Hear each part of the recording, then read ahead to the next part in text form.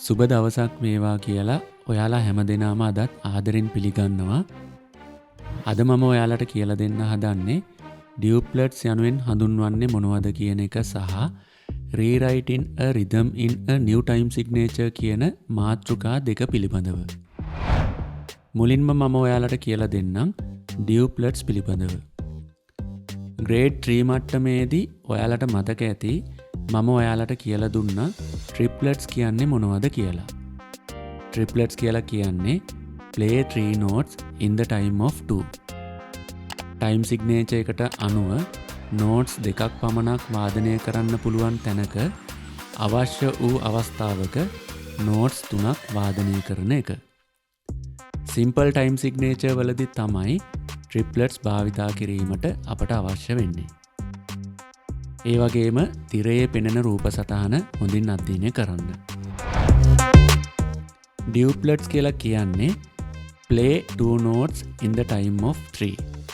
time signature එකට අනුව notes තුනක් පමණක් වාදනය කරන්න පුළුවන් තැනක අවශ්‍ය වූ අවස්ථාවක notes දෙකක් වාදනය කරන එක. compound time signature වලදී තමයි ඩියුප්ලට්ස් භාවිතා කිරීමට අවශ්‍ය වෙන්නේ. තිරයේ පෙනෙන රූප සටහන හොඳින් අධ්‍යයනය කරන්න.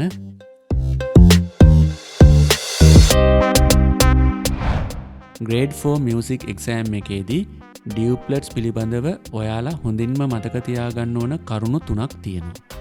පළවෙනි එක තමයි මම කලින් කියලා දීපු ඩියුප්ලට්ස් වල තේරුම මොකක්ද කියන එක සහ මේ සඳහා භාවිතා කරන සංකේතය. ඒ වගේම දෙවෙනි එක තමයි ග්‍රේඩ් 4 රිදම් කොම්පෝසින් වලදී යොදා ගැනීම සඳහා මතක තියාගන්න ඕන. තුන්වෙනි එක තමයි rewriting a rhythm in a new time signature කියන ප්‍රශ්නයට උත්තර ලියනකොට ට්‍රිප්ලට්ස් ඩියුප්ලට්ස් කරන්නත් ඩියුප්ලට්ස් ට්‍රිප්ලට් කරන්නත් ඩියුප්ලට්ස් පිළිබඳව හොඳින් මතක තියාගන්න ඕන. ඊළඟට මම ඔයාලට කියලා දෙන්නම් rewriting a rhythm in a new time signature පිළිබඳව. මේක ගැනත් මම කරුණු තුනක් විදිහට කියලා දෙන්නම්. පළවෙනි කරුණ තමයි දීලා තියෙන time signature එකේ note values දෙගුණ කරලා ලියන එක. තිරයේ පෙනෙන රූප සටහන හොඳින් අධ්‍යයනය කරන්න. දැන් ඔයාලට පේනවා ඇති 3-4 time signature එකේ තියෙන note values දෙගුණ කරලා ලියලා තියෙන ආකාරය. මෙහෙම ලියනකොට ඔයාලා මතක තියාගන්න ඕන time signature එකේ value එකක් දෙගුණ කරන්න ඕන කියන එක. මේකෙදි ඔයාලට පේනවා ඇති bar එකක් ඇතුලේ crochet beats 3ක් විදිහට තියෙන 3-4 time signature එක 3-2 time signature එකක් විදිහට bar එකක් ඇතුලේ minim beats 3ක් විදිහට සකස් කරලා තියෙන ආකාරය. දෙවෙනි කරුණ තමයි දීලා තියෙන time signature එකේ note values භාගයක් කරලා ලියන එක. තිරයේ පෙනෙන රූප සටහන හොඳින් අධ්‍යයනය කරන්න. දැන් ඔයාලට පේනවා ඇති 3-4 time signature එකේ තියෙන note values භාගයක් කරලා ලියලා තියෙන ආකාරය. මෙහෙම ලියනකොට ඔයාලා මතක තියාගන්න ඕන time signature එකේ value එකත් භාගයක් කරන්න ඕන කියන එක. මේකෙදි ඔයාලට පේනවා ඇති bar එකක් ඇතුලේ crochet beats 3ක් විදිහට තියෙන 3-4 time signature එක 3-8 time signature විදිහට bar එකක් ඇතුලේ quiver beats 3ක් විදිහට සකස් කරලා තියෙන ආකාරය.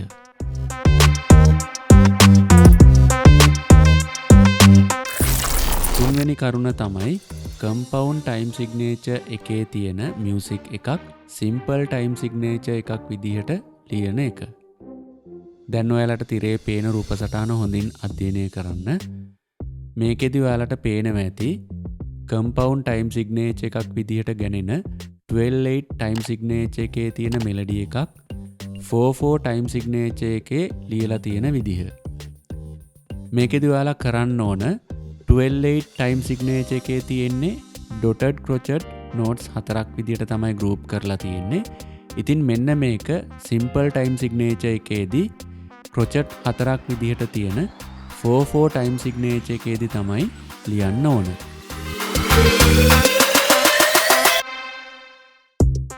මම හිතනවා මගේ වීඩියෝ එක ඔයාලට ගොඩක් වැදගත් වෙන්න ඇති කියලා.